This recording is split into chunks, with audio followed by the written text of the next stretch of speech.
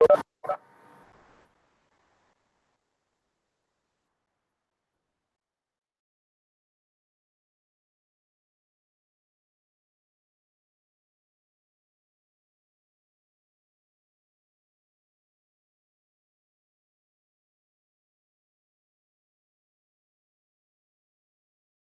morning, everyone. Can you hear me? Yes, I can hear you. We'll get started in just a couple of minutes. And can you see the screen? Okay, Yes. perfect.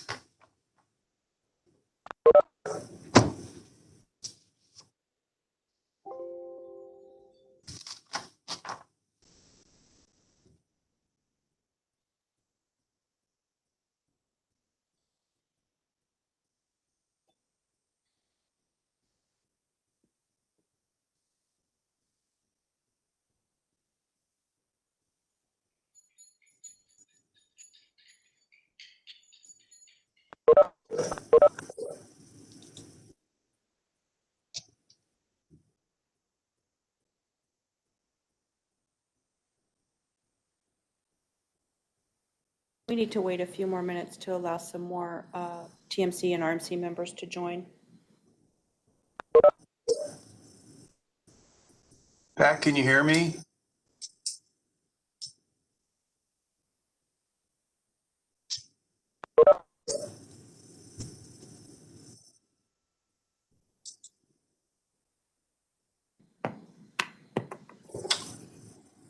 I heard you, Eric. Pat, can you hear Eric?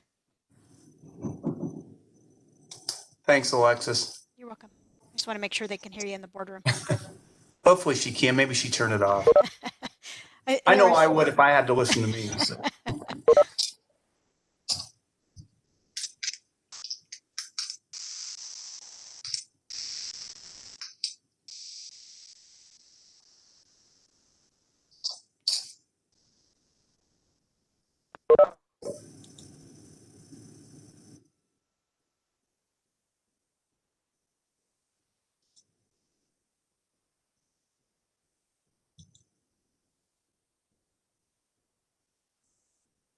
Hey, Pat.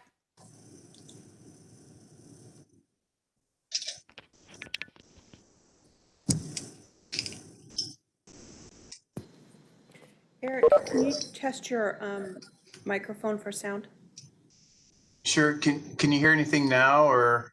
Okay, I'm not hearing you. Let me see. Use system microphone. No, we can hear you, Eric. For those online, it's really about they can hear in the boardroom. Okay, so They're working on it right now. I'm sure if I should try switching audio. No, I think it's really more about the audio in the boardroom because I believe. Okay, can you disconnect and rejoin? Jody, can you hear? We're gonna disconnect the boardroom to see if we can get. Sounds good.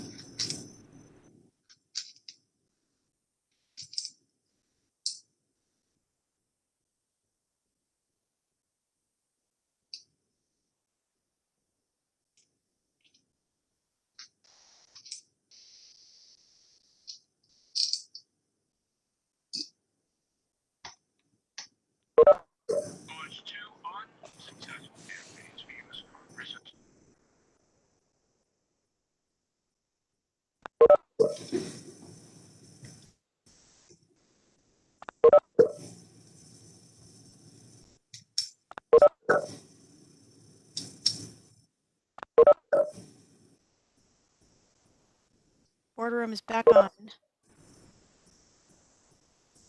Eric, could you test again for me, please? Sure. Can you hear me now? Are you able to hear me? Huh. Nothing yet? I can certainly log off and log on again. Nah, I don't think it's you, Eric. I think Okay. it's the boardroom. Okay. Right. It's not you. We have someone on site for the live feed. They're en route to figure out what's going on with the boardroom sound. These things happen when you meet virtually in this day and age, so totally understandable. Okay, there we go. Just turn up the volume. Funny, it's funny when you adjust the volume. Okay, sorry for that delay. Great. And everyone can see my screen with the TMC RMC slide that's up. Yep. Okay. And I will be happy to start a roll call. It is 10 o'clock right now, so I can do the roll call if you'd like, Chair. Yeah, that'd be great, Pat. And I think we want to real quickly also welcome Mike Gent, who will represent the city of Surprise. So Mike, welcome to the meetings, and we look forward to working with you over the next year or so. Do you hit record? Same here. Thank you much. You bet. Okay. Okay. Good morning, everyone. Thank you for joining us today. I'm going to do a quick roll call and then we'll get right into the agenda. Just a reminder, Scott is on PTO today, so Jim Hilliard will be the staff direct today. City of Avondale, Jessica Blazina. Hi, I'm here. Okay. City of Buckeye, Roger Klinginger. Yes, I'm here. Josh Wright, City of Chandler. I'm here. City of El Mirage, Autumn Grooms.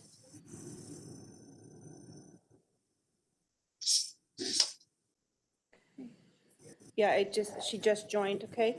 Town of Fountain Hills, Dave Trimble or Grady Miller. Dave Trimble is here, thanks. Town of Gilbert, Mary Goodman.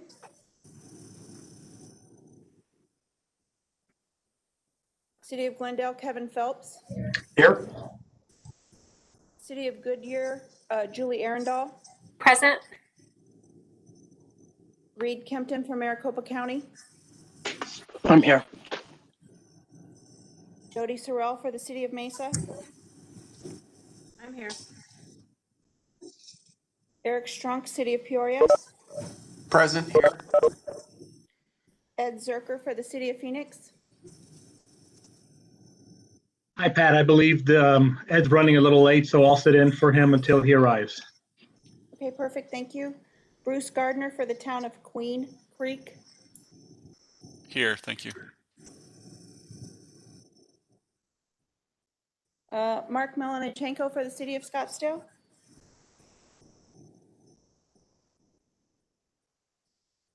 Mike Gent from the City of Surprise. Present. Stephen Methvin from the City of Tempe. Here, Pat. Great. Chair, we are ready to go. Thank you. Great. Thank you, Pat. Just as a reminder, we've got the chat room up and running. So if you want to work in a comment, feel free to use that. And as we go through the dialogue, conversation, presentations, just a reminder to mute the microphones. That'll keep the flow going. So with that, Pat, I think I'll turn it over to you. The public comment portion of it. Anything you'd like to share with that? No, I did for written public comment. We've not received any for today.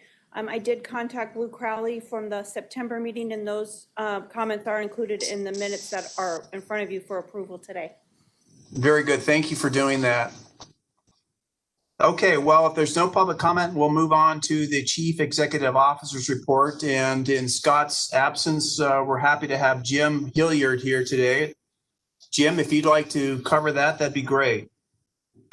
Thanks very much, Mr. Chairman. Members, I'm happy to pinch hit in Scott's absence. We just have 4 items and the calendar to highlight for you this morning. The first, if we can bring up the slide.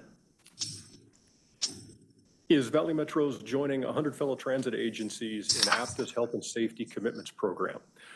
This program is a way for transit properties to underscore their commitment to the health and safety of their operators, staff, and passengers, specifically by following health guidelines, cleaning and disinfecting transit vehicles frequently, requiring face coverings, keeping passengers informed and able to choose transit, and putting people's health first by asking those who are feeling unwell to avoid transit. As part of our COVID update this morning, Hillary Foos's team will be highlighting for you some of the ways that we're building on those commitments and communicating to our riders. Next.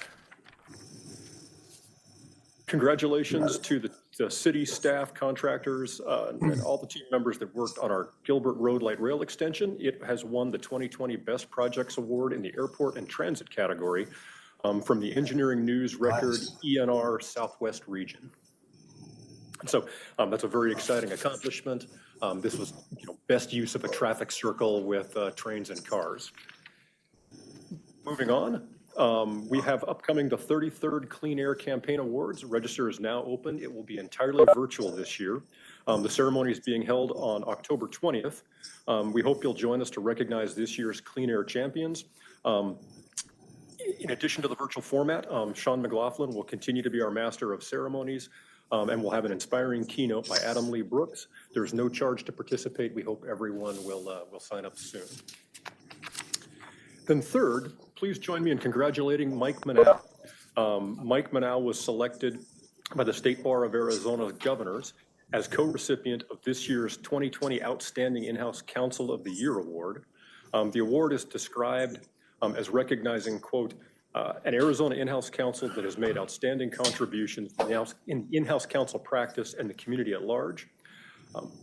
It is intended to recognize a strategic and innovative leader who exemplifies sound, trusted judgment, excellent legal business acumen, vision, leadership, integrity, and ethics.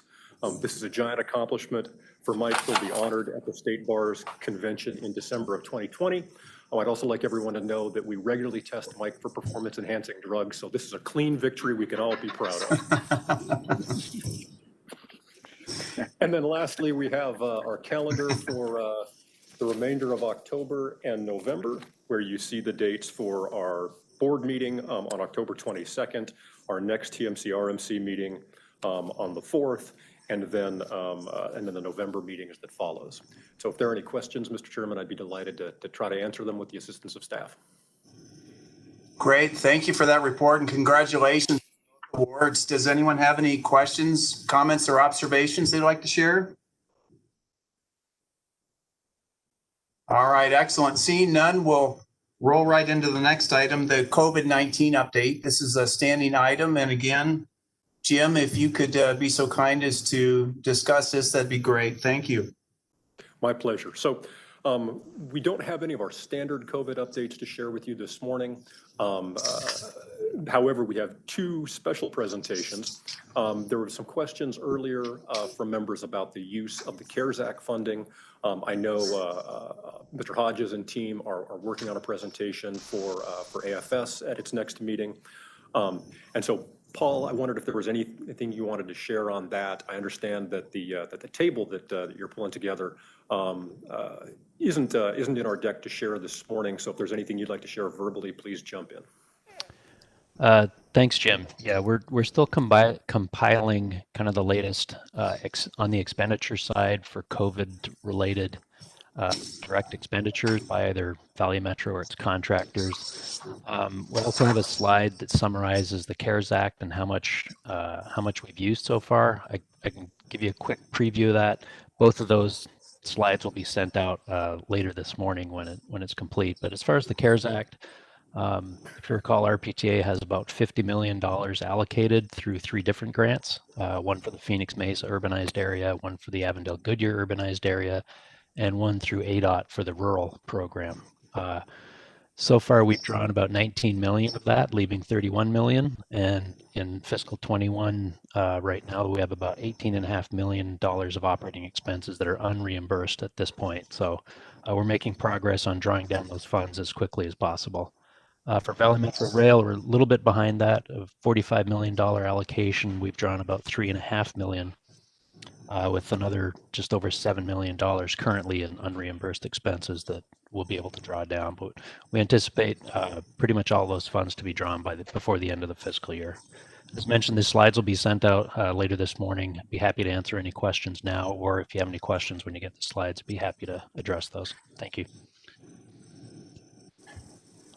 Thank you, Paul. Does anyone have any questions on this item?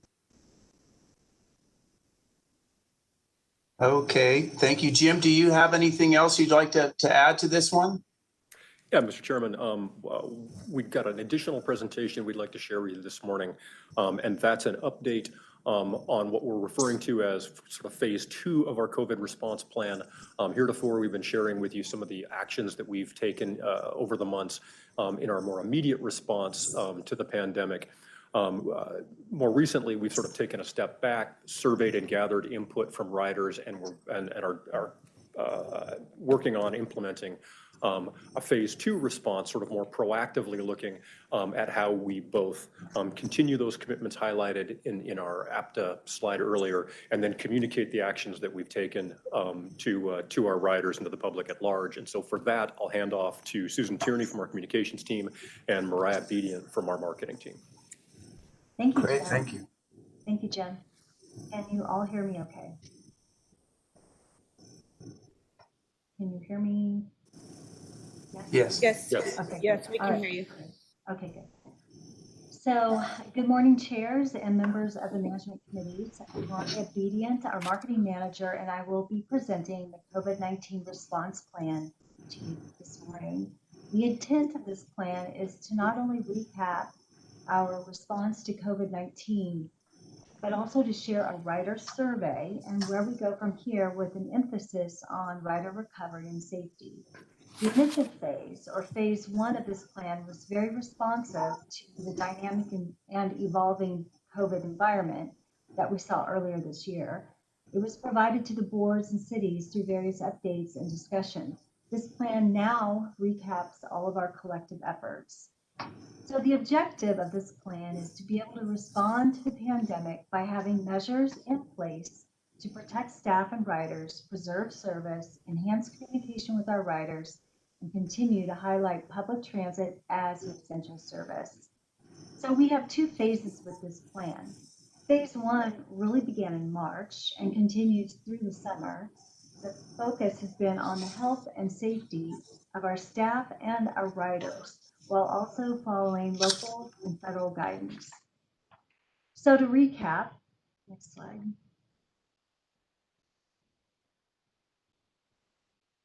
Next slide. Okay, so to recap, beginning in March, we began enhanced cleaning and disinfecting protocols at stations, on fleet, and transit centers. We purchased and distributed PPE to frontline staff. We placed acrylic barriers 6 feet behind our operators on buses. We enacted rear door boarding on buses to help protect operators and riders. We also closed off the elevated light rail seats nearest the cabs. We began visual fare inspections, and then the board executive committee was created to help guide our response to managing the impacts of the pandemic. In April, there was less demand and service was reduced on express and rapid commuter bus trips, as well as temporary suspension of circulators in Tempe, Scottsdale, and Peoria. Light rail frequency and late night trips were reduced, and bus boarding limits were implemented to try to improve social distancing. Next slide. In May, Phoenix operated service was reduced in the early mornings and late nights.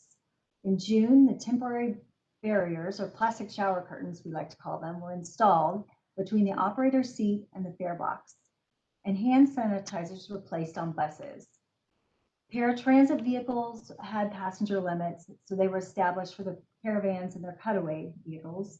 And then in July, face coverings were mandated, just as the cities and the county were also requiring them when in public. So although throughout phase 1 timeframe, we were installing signage, conducting public outreach, and utilizing social media to tell our story and to tell the story of the precautions that we have in place to protect our riders and our frontline staff.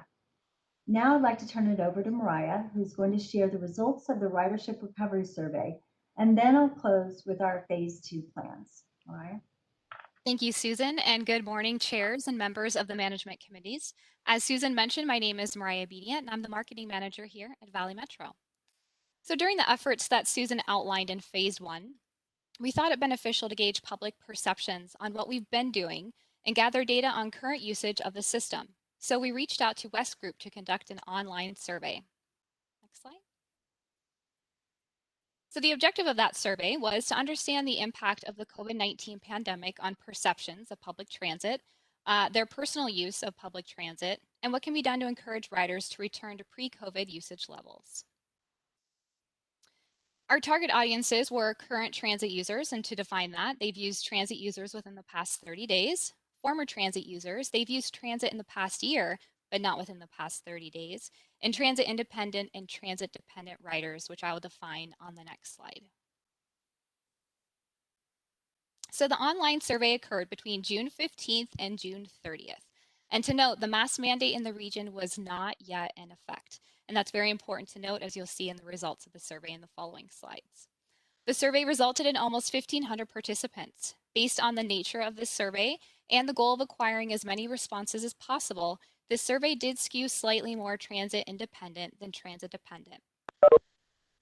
So transit independent riders, to give that definition, if you could go back, please, Pat. Transit independent riders have a driver's license and own at least one vehicle in the household, and transit dependent riders do not have a driver's license or they have 0 vehicles in the household. Okay, we're going to jump into current riders. So as a reminder, they've used public transit within the last 30 days, and this was June 15th through June 30th. Okay, so among current riders, 89% rode the bus and 69% rode light rail. To note, participants were able to select multiple modes, so that's why the numbers add up to more than 100. Next slide.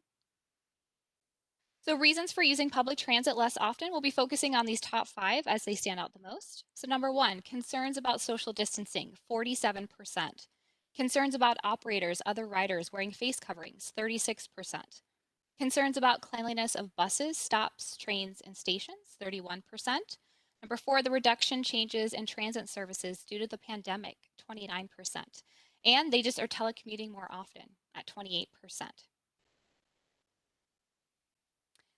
So among current riders, we asked which of the following need to happen for you to return to using public transit with the same frequency as you did before. So number 1 here, passengers wear face coverings, 50%. Number 2, a significant decline in the spread of COVID-19, almost tying first place at 49%. And number 3, social distancing rules followed and enforced at stops and on board, 41%. And to note, independent riders were more concerned with safety and cleanliness, and dependent riders were more vocal about a decline in cases or a vaccine being developed. So satisfaction with bus service elements in the past 30 days. Just to note, this data is compared to the 2018 Rider Satisfaction Survey that you will see in the green on the top here. So cleanliness inside the bus had a 5% drop in perception. Personal safety had a 21% drop in perception. And I'll go into that analysis in just a moment. And cleanliness at the bus stop had a 5% drop as well. So in general, there is a strong correlation between the cleanliness and safety ratings to now have an expanded definition to include health and the virus. Through our analysis, we believe that expanded definition has led to the drop in these ratings, especially personal safety. Next slide. So we're going to go into satisfaction with light rail service elements in the past 30 days. You'll notice cleanliness inside the train had a 13% drop. Cleanliness at the transit stop had a 14% drop, and the highest personal safety at a 17% drop. Again, the same analysis is applied here. The expanded definition of cleanliness and safety now includes a health factor. So we're going to go into former riders. As a reminder, they've not used public transit within the last 30 days, but have in the past year. So among former riders, 84% typically rode the light rail and 76% rode the bus. Next slide. So primary reasons for riders not currently using public transit: concerns about social distancing, telecommuting more often, and concerns of riders and operators wearing face coverings. So requirements of former riders to return to using public transit. Top 3 reasons were a decline in the spread of COVID-19, passengers wear face coverings, and social distancing was followed and enforced. So we like to call this our little glimmer of hope slide. 81% of former riders are very or somewhat likely to use public transit again. And that 9% down there that are not sure, well, they just haven't ridden in a while. And we think that these efforts in phase 2 that will be outlined by Susan, we think that we can change their perception. So we're going to go into all current and former riders. So we asked for all current and former riders to rate the importance of each of the following efforts in making them feel more comfortable. And out of 10 reasons, these are the top 4 that we're showing here. Number 1 was enhanced cleaning inside buses. Number 2, enhanced cleaning inside rail cars. Number 3, keeping riders informed of service updates, which you will see in phase 2 of the plan that we took note, and responsiveness to customer concerns. Now, this next slide is just the continuation of that top 10. So I wanted to give a little bit of context around those top 4. So when you get a chance, look through the total amount here. So next slide. So a number that our security team should be very proud of. Just over 1/2 of all survey respondents gave Valley Metro high ratings for keeping riders safe during the pandemic. Next slide.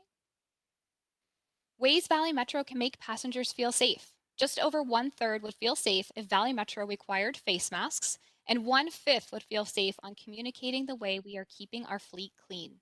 As a reminder, the mask mandate was not yet in effect during this survey timeframe. And the top 3 suggested improvements for Valley Metro were overall cleanliness, safety, and mandatory masks. So now I'm going to hand it back to Susan to show how we incorporate this analysis and the improvements into phase 2 of the plan. Susan, back to you. Thank you, Mariah. So while phase 1 continues, phase 2 is really focused on being more strategic and responsive to the rider input that you just heard, while also monitoring local data and national best practices. Phase 2 will occur this fall and into winter, with many of our tactics focused on resharing and reaffirming our commitment to cleaning, wearing face coverings, and keeping riders informed and more. Next slide. Phase 2 seeks to more strategically address rider and former rider concerns by sharing what protocols have been put in place to address and help recover from the impacts of COVID-19. We also will expedite additional measures to emphasize enhanced safety on the system. So there are 7 parts to this plan. Number 1, utilizing storytelling, we will communicate what the region has implemented since the outset of the pandemic and demonstrate how we are being responsive to rider feedback. Our tools will include enhancements to our COVID-19 webpage by sharing enhanced cleaning protocols, how riders can protect themselves, and then report usage of face coverings. We're also working on creating infographics to respond to rider concerns, share the survey findings with staff and our contractors, and then have them participate in roundtables to give input on keeping themselves safe and their riders safe. We will also incorporate additional videos on all safety measures for storytelling on social media. Next slide. Number 2, we will continue with public outreach. We will reach out to riders at stops, stations, transit centers to share what Valley Metro is doing to keep them safe and to welcome them back to the system. That includes continued distribution of face coverings, wrapping system vehicles with the hashtag VMCares messaging, and producing branded face coverings for our frontline staff that say, "I wear because I care." Next slide. Number 3, we are seeking enhanced rider communication tools to address what we learned in the survey, that riders are more comfortable on transit by being well informed on service updates and being responsive to their customer concerns. Those include an additional text messaging feature on our current Next Ride text system. That means we can push out targeted texts to groups, and riders can subscribe to one of those groups for updates on their service or routes. We're also looking at a partnership with a third-party app. The app's name is Transit, and we also are looking at VIX, our new fare collection system contractor, to utilize or consume real-time data. As an example, the Transit app already has a significant adoption among our ridership, and LA Metro uses it as their official app for trip planning, real-time vehicle locations and arrivals, and subscribing to service alerts. VIX is going to offer trip planning and mobile fare collection or payments, and so we're looking at something similar and maybe increasing the timeline or moving up the timeline so that VIX can support some of these needs in communicating with our riders. As it becomes safe and feasible, restore regular service and boarding protocols with many precautions now in place, such as face coverings and hand sanitizers on board. It sets us up for increasing capacity on our buses. With this, we would also look at relaxing board limitations and gradually reinstate regular service.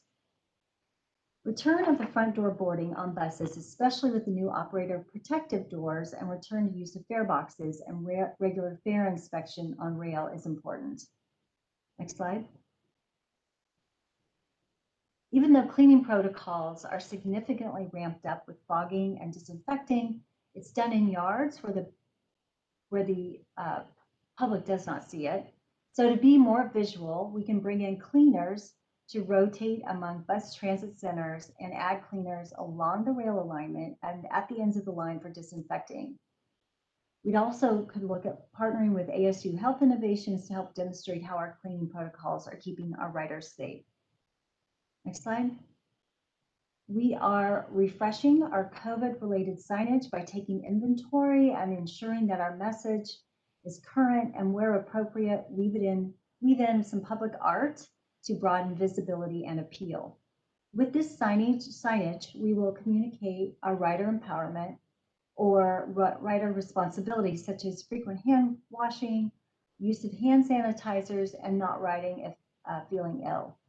We also want to show what types of cleaning solutions we use and how often we clean to help riders understand that their ride is safe. And then step 7, we want to analyze the effectiveness and impacts of phase 1 and phase 2 by looking at 3 areas: ridership data comparisons, social media metrics and media sentiment, and then conducting another survey that measures change in comfort level and concerns. Next slide is our budget. So the budget for phase 2, which is November through January 2021, or 3 months, is $421,000.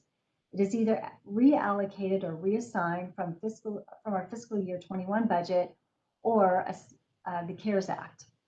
The breakout is shown here for marketing at $75,000, enhanced rider communication tools at $31,000. Part of that does include a year-long subscription. Operations, we're looking at some additional cleaners, that is at $305,000, and then our follow-up research at $10,000. So I think that is the final slide. And Mariah and I would be happy to answer any questions that you might have.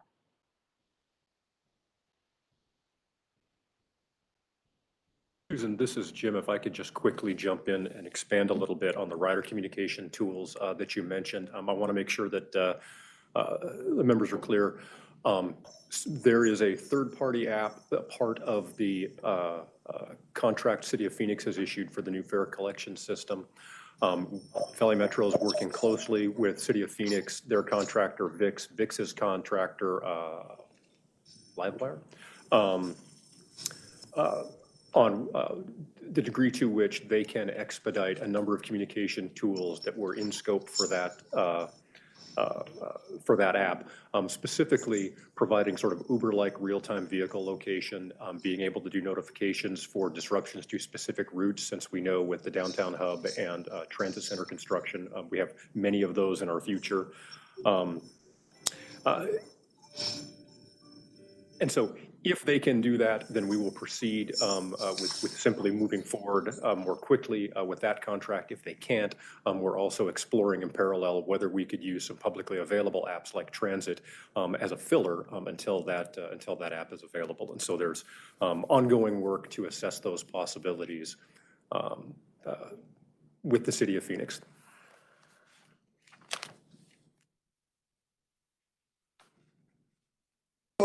Any questions? That was a very comprehensive, robust assessment and the recommendations. Do any of the members have any questions on what they've just heard?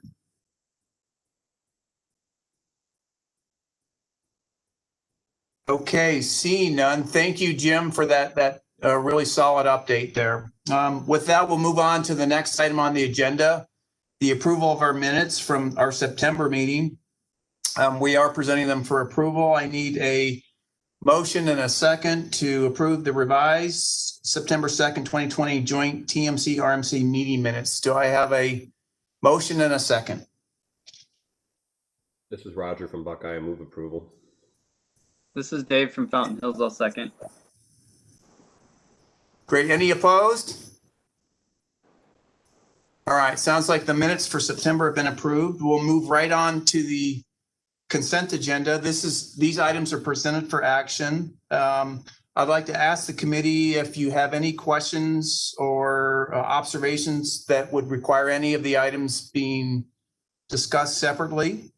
If not, I'm looking for a motion and a second to approve the consent agenda for this meeting. Any items anyone wants pulled or discussed separately? Mr. Chairman, with your permission, I'd like to provide a little bit of context for the 3 IT items on the consent agenda.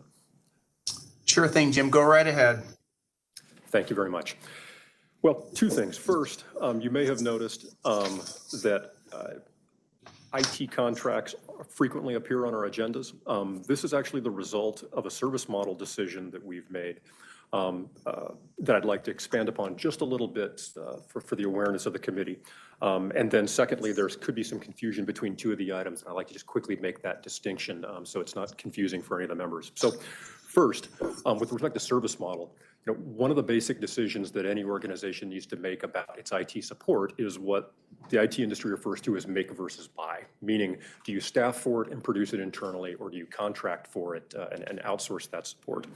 There are many factors that go into that decision. One of the key ones is the scale of the organization. And so, for example, before joining Valley Metro, I served as the CIO and then later deputy director for the state of Arizona's Department of Economic Security. We had about 10,000 staff in 170 offices across the state and supported virtually every human services program for the state of Arizona. With a footprint of that size, it made sense for us to staff for about 75% of our IT support needs. There was simply enough going on at any given time to keep an awful lot of fairly deep technical experts busy. And so we leaned toward a much heavier staffing model. We had about 400 FTE in my IT division at that time supporting the agency. On the other end of that spectrum are organizations like Valley Metro. Valley Metro is a fraction of that size.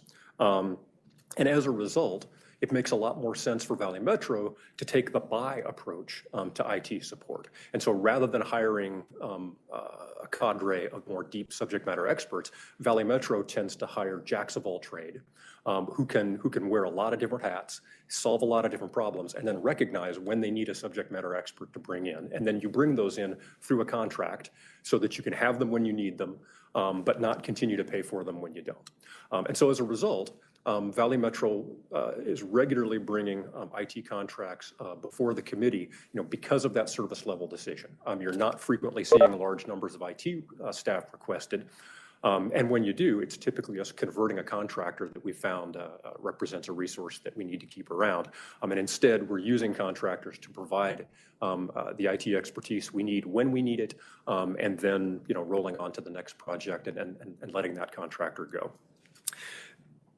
One of those approaches isn't necessarily more efficient than the other. And so one of the best ways to gauge that is to look at the IT spending as a percent of the organization's total budget, just to kind of give a broad gauge of what it takes to provide IT for the organization. And so, for example, for a fiscal 2021, Valley Metro's total IT spending is 1.3% of its total budget. That's down from 1.5% in 2020 and 1.7% in 2019. So we continue to reduce the cost of IT support as a proportion of the total organization's budget. If you compare that to other organizations, for example, my old shop, we were about 40 million on a total budget of 4 billion. That's about 1%. And the major difference there is just economies of scale. When you're that big, you can there's a little inherent efficiency. So I just simply wanted to highlight to the committee that not only are you seeing 3 IT items on the consent agenda today, you're likely to continue to see them because we've made this decision to have a smaller staffing footprint and to use contractors more flexibly given the size of our organization. The second thing I'd just like to quickly clarify is 2 of the consent agenda items, Cisco security products and cybersecurity program, both speak to IT security. And so I wanted to make clear that those are complementary in nature and not overlapping. Cisco security products is simply the licensing support for Cisco products. So just like we all have licenses for the Microsoft products we use, and then Microsoft provides us with patches and updates, the very same thing is true for Cisco products. They provide the backbone of our IT network. Item 5D, cybersecurity program, is bringing in a deep end contractor to serve as the staff that's helping us plan and assess our security program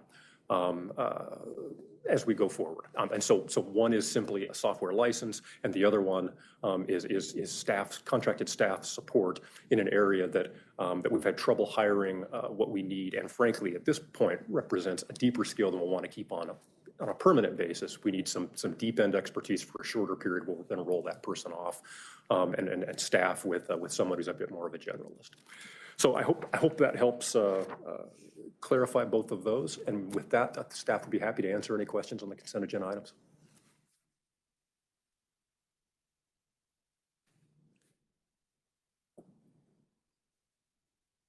It looks like you're asking a question, Eric, but you're muted. Oh.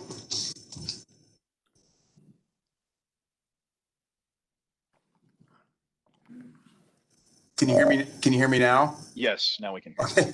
Yeah, sorry about that. Yeah, does anyone have any questions? Jim, that was a very thorough report. Any questions from the group? Okay, seeing none, I need a motion and a second to approve the items on the consent agenda. Do I have a motion and a second?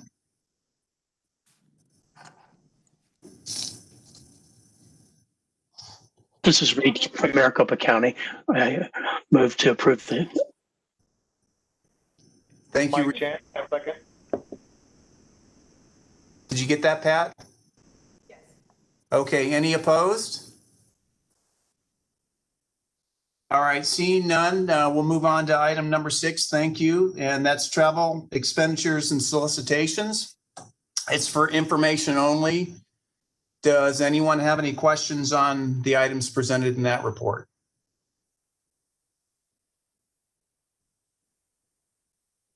Okay, excellent. We'll now move on to item number 7. Is there anything that any of you would like to see Valley Metro discuss in the near future, place on the agenda, study, put into motion?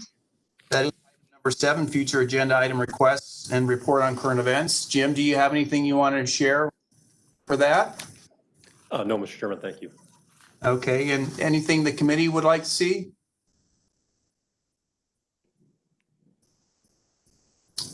All right, excellent. Hearing nothing, we'll move on. We'll adjourn this meeting, and we will move on to the Transit Management Committee meeting.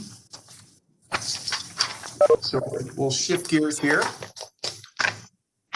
And we'll begin, we'll open the meeting with a report from Pat on anything related to public comment. You'd like to share? Nothing's been received for today's meeting. Great.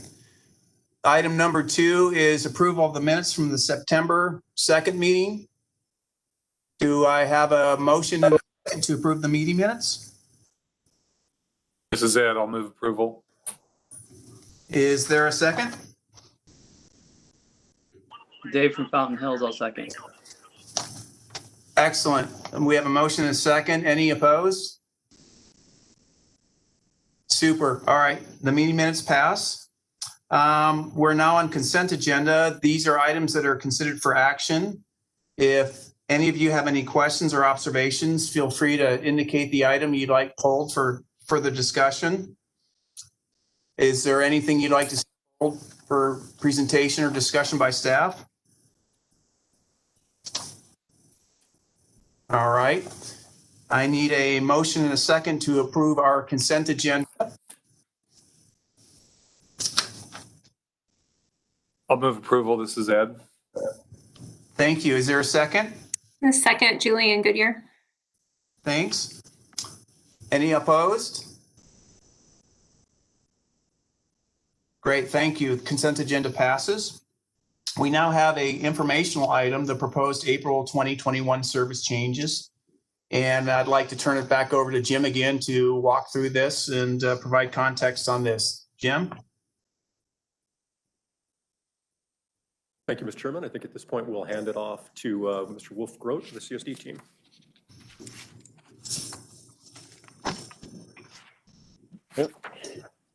Yeah.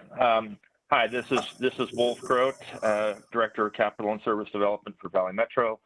Mr. Chairman, members of the Transit Management Committee, this item is to look at the public process that we're going through for changes proposed for April of 2021, and Joe Gregory, our manager of our service planning manager, will do the presentation for this item. Hi, thank you, everyone. Can you hear me? Okay. Yes, so we have we're going out for public outreach for the April 2021 service changes. Again, these are just the proposed changes that we are planning to go to outreach on. There will be a few minor changes to the board memo before it goes to the actual board. We will remove the Peoria on the Go circulator. The circulator on there that has already gone out to public process, and we'll be adding Route 106, some small changes to some of the service on the weekends. But otherwise, we have a number of of changes. Route 32, that would be 32nd Street, to modify the route to eliminate the route on Baseline Road. It would stop at 40th Street and Baseline. Route 40 would also shorten the route to eliminate the service west of Sycamore Transit Center. That would now be the westernmost end of the route.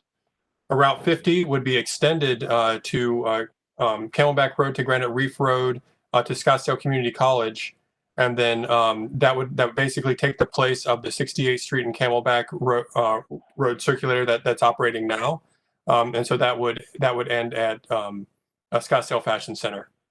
Also, Route 72 would remove the route deviation into Tempe Transportation Center, so the route would then stay on Royal Road as it moves through Tempe on the way between Scottsdale and Chandler. Route 514 would be to modify the route to start and end at Mustang Transit Center. And then all three Tempe Express routes would be subject to change. The first one would be Route 520, would be to eliminate the route entirely. And then Route 521 and 522 would simplify the routes and make them more of the kind of park and ride based express routes that a lot of the other cities and that would meet more our transit standards. So the 521 would start at McClintock Drive in Baseline and travel on McClintock Drive to US 60 instead of circulating through the neighborhood to get on the 60 at Mill. And then the 522 would remove some of the neighborhood pickup service, both east and west. Right now it has basically two variants. So this would simplify the route to all the trips would begin and end at Tempe Sports Complex. And then the Avondale Zoom, there's a new community center, a senior resource center that we will be trying to serve, and looking at that route, there may be another slight change in the wording for that before it goes to the board, because we're trying to serve a few more community priorities with that route, and trying to make sure that we can accommodate that for the public outreach. Otherwise, yeah, we will be going to the public starting next month, and that would be we'd be going through the public outreach, and we'd be having the public hearing. I guess it would be another basically a virtual public hearing like we've had last time, and that would be on November 18th. And again, we'd go through all of our standard community outreach practices with newspaper articles and social media, and trying to reach out to all the people that we can, even if we can't physically go and talk to people. So with that, that's the proposed service changes for April. Thank you. Thank you, Joe, and thank you, Wolf. Any questions on the proposed service changes? All right, excellent. Now we come to item number 5, which is future agenda items, requests, and report on current events. Is there anything anyone would like to share or report on? All right, I'm not hearing anything. So what we'll do is we'll adjourn this meeting. Our next meeting will be Wednesday, November 4th. Thank you all for your attendance today, and have a great month. See ya. Thank you. All right, we'll wait just a minute to let people get off the meeting and continue with Rail Management Committee.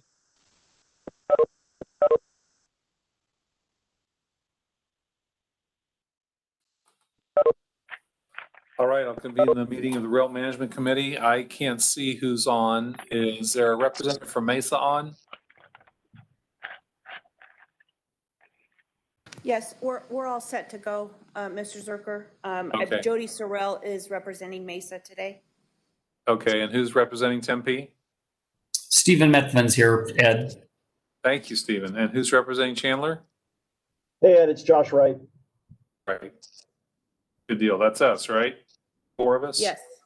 Okay. Yes. Mm-hmm. All right, I'll call to order. For today's meeting, public comment is taken in written form. Pat, did you receive any written comments? No, sir. Okay, we'll go second to meeting minutes. Revised meeting minutes from the September 2nd RMC meeting are attached and presented for approval. I'll entertain a motion. Stephen here, move to approve. Josh Wright. Both? Any further discussion? All in favor say aye. Aye. Aye. Any opposed? Minutes passed unanimously. We have a consent agenda, and that involves light rail vehicle, rail, RPT, Rail Public Transportation Agency safety plans, and Tempe streetcar naming. Are there any requests for discussion on any consent agenda item? Hearing none, I will entertain a motion to approve the 3 consent agenda items. I'll make a motion to approve the consent agenda. Jody? Is there a second? I'll second Josh Wright. Thank you, Josh. Any discussion? All in favor say aye. Aye. Any opposed? That passes unanimously. Takes us to item 4, which is the South Central Downtown Hub Grant Pass-Through Agreement with the City of Phoenix, which is a, so I will turn it to Jim Hilliard. Thank you, Mr. Chairman. I'll in turn hand off to Mr. Paul Hodgins. Paul. Thank you, Jim. Mr. Chair, members of the RMC, there's a formal presentation. This is more of an administrative item. We are working towards a full funding grant agreement for the South Central Extension Downtown Hub project. Hopefully by January is what we're working towards. The grant agreement is actually between the City of Phoenix and FTA. So in order for Valley Metro Rail to be reimbursed, we need this passed through IGA with the City of Phoenix. This is a readiness item that we are looking for to present to FTA, that we are prepared to execute an IGA as soon as the full funding grant agreement is executed and begin drawing the funds immediately. So I'd be happy to answer any questions.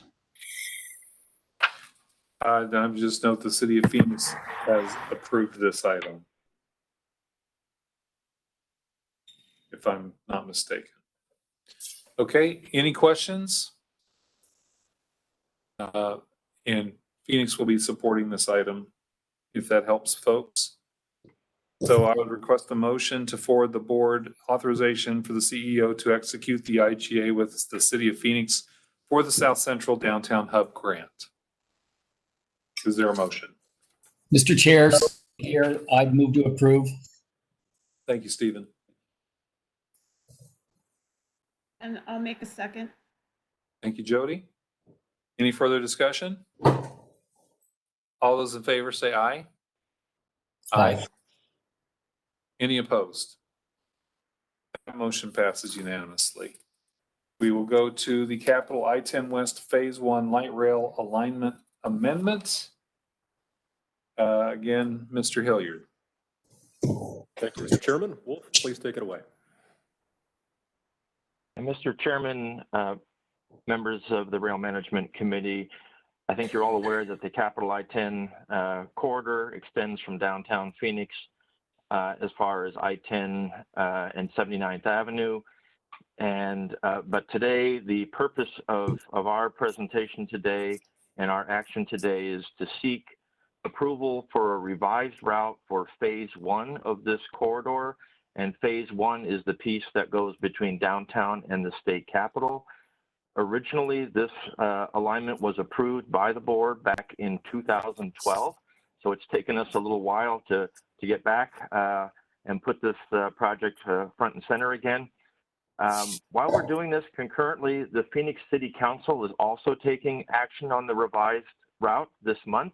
In fact, this morning, right before this meeting, the Transportation, Infrastructure, and Innovation Subcommittee of the City Council unanimously approved the revised alignment, and it will be going forward to the full City Council later on this month.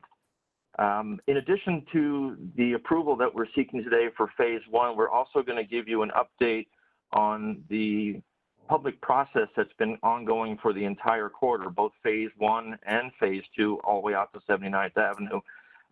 This is a process that's been going on for over the past year. So I'm going to turn it over now to Darren Lozano. Darren is the project manager for this project, and he'll give you some of the information leading up to our recommendation.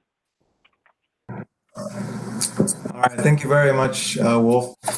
Chair, members of the committee, we appreciate the opportunity to provide you an update here this morning, especially since we're reaching a pretty significant milestone in the project here. Next slide, please, Pat. As Wolf mentioned, just a reminder, this is the project corridor for the Capital I-10 West project. We're looking at about a 11 mile extension west of the downtown area here. We'll focus more on Phase 1 coming up, but a reminder, really, as we talk about Phase 2 extending west of the Capitol, we're talking about working primarily within the Arizona Department of Transportation right-of-way, along the I-17 southbound frontage road and along I-10 there, and the median up to about 43rd Avenue, and then utilizing, again, part of ADOT infrastructure just to the north of the channel there. One important piece about this slide here, a reminder, back in 2016 as part of T2050, that's when Phoenix City Council officially made the motion to separate the project into two distinct phases, as you see here. Next slide, please. Wolf mentioned that over the last year and a half, we've really been focused on working through the City Council directive that was put in place of April of last year. And really, kind of high level, Phoenix had asked the project team to really re-engage the public. It'd been about 7 years since that alternative was actually approved by Phoenix. So the idea was to go back out to the public and hold public meetings. And then really when it came to Phase 2, look at some really distinct factors. And those relate to looking at if there's a different type of transit technology that should be looked at as part of phase two. Look at all types of funding options. Really engage the West Valley cities as part of this analysis, knowing that as a commuter corridor, this project not only serves residents in the community of West Phoenix, but also the West Valley cities as well. And then evaluate an extension to looking toward Desert Sky Mall. So again, Wolf mentioned that right now we're looking at presenting our phase one LPA and moving it through the approval process here this month. Next slide.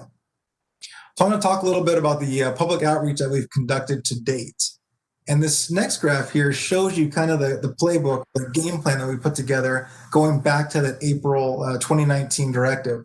And really to start with re-engaging those folks that we worked with early on to help us come up with that 2012 LPA, re-engaging them to determine what they recalled and how we got to where we the planning part of the project, but also to have a focused conversation of how and who we should be reaching out to represent those various communities. And then as we turned toward late last year, earlier this year, and kind of middle of this year, that's when we really started to have our public engagement. We had public meetings in the January timeframe. Then we also had virtual online public meetings in the spring, and that helped us come to our recommendation that we're here presenting today. Next slide, please.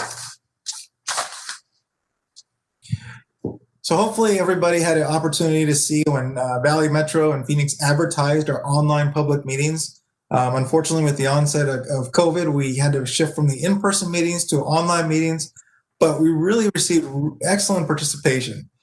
We had a live website that was up for about 5 weeks in May and June. And also paired with that online website, we had 2 live call-in sessions. As you can see, one on June 16th and one on the 20th. The 16th was on a Wednesday evening after work. And then on the 20th, we were looking at a mid-morning on a Saturday to really try and engage and capture as many people as we can. We had a total of about 57 people dial in and provide comments during those meetings. But if you look at the right side of your screen there, when it came to the online website, we received over 1,300 people that actually got engaged enough to look at the website and really find out more about the project. And when it came to these public meetings, we had some specific tasks and items we were asking the public to comment on. Specifically, what they recalled about the project history and the current status of the project. By the time we came to the spring, we had a phase one leading alternative that I'll show here in a little bit, but we wanted to get the public's input on their thoughts about the leading alternative. And then we asked more questions about the phase two part of the project, specifically the transit types that we were looking at, and also the extension to Desert Sky Mall. Next slide, please. When it came to phase two, these next 2 slides show the results of those questions that we asked of the public. So when we asked the public, what's your preference on a light rail option compared to some type of exclusive busway option? And these here show you the renderings that we presented to the public. And out of the 150 people that responded, overwhelmingly 75% stated they did prefer a light rail option over the busway option, with 16% preferring the exclusive busway, and the remaining 9% stated they either had no preference or preferred neither option. Next slide.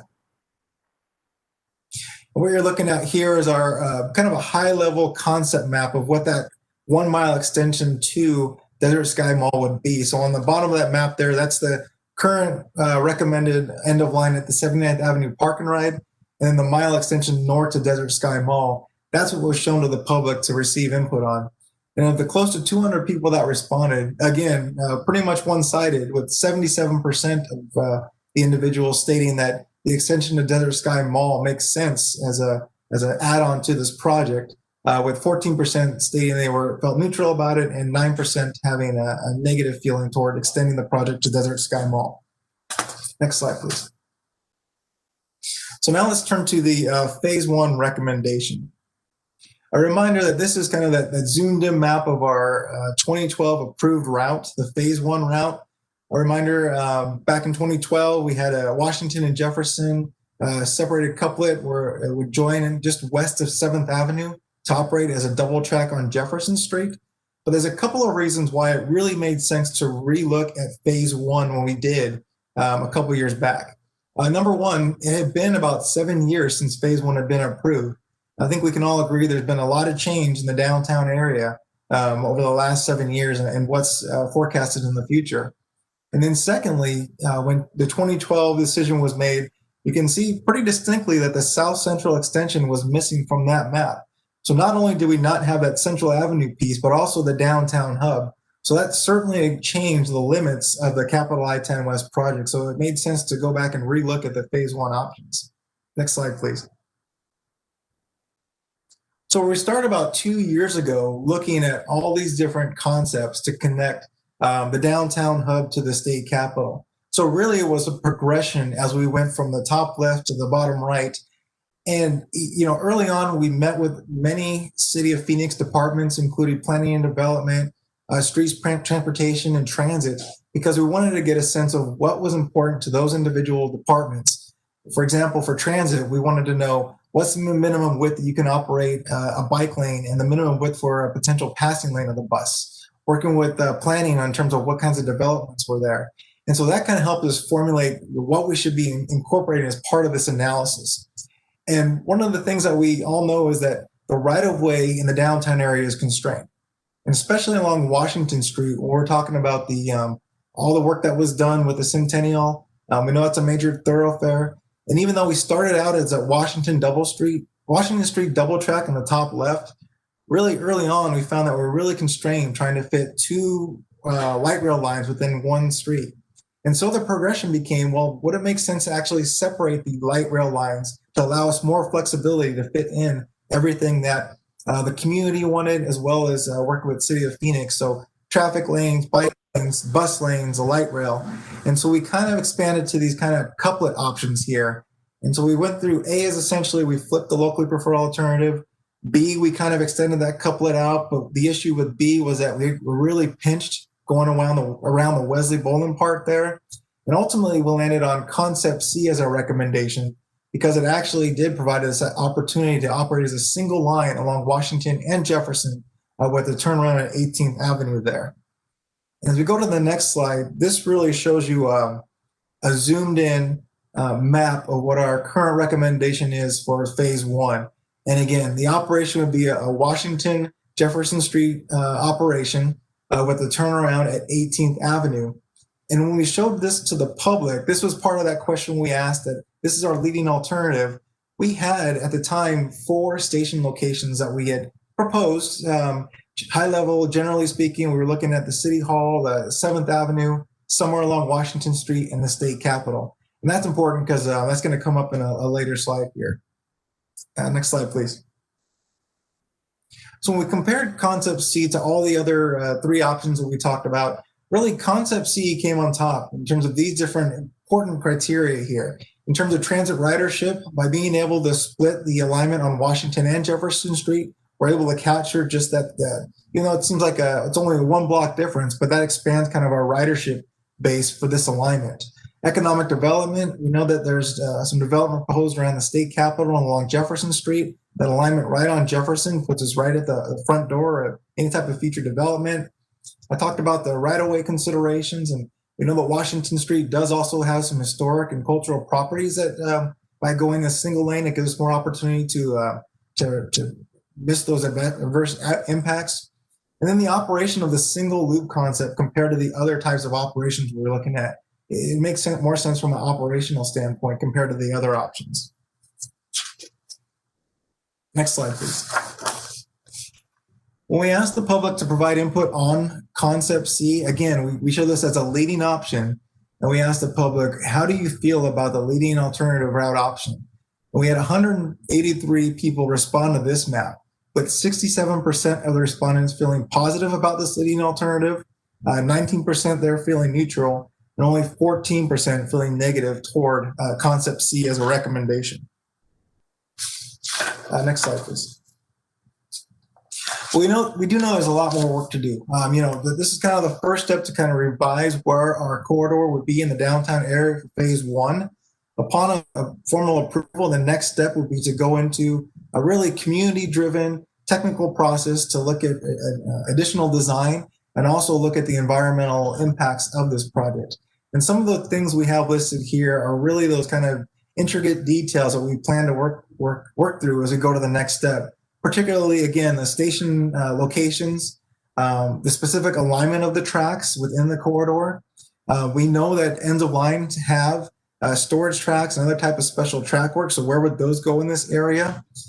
Traction power substations need to be part of this project. So where would those be located? And then again, those streetscape elements with respect to landscaping, bicycle, and pedestrian facilities within the phase 1 area. Next slide.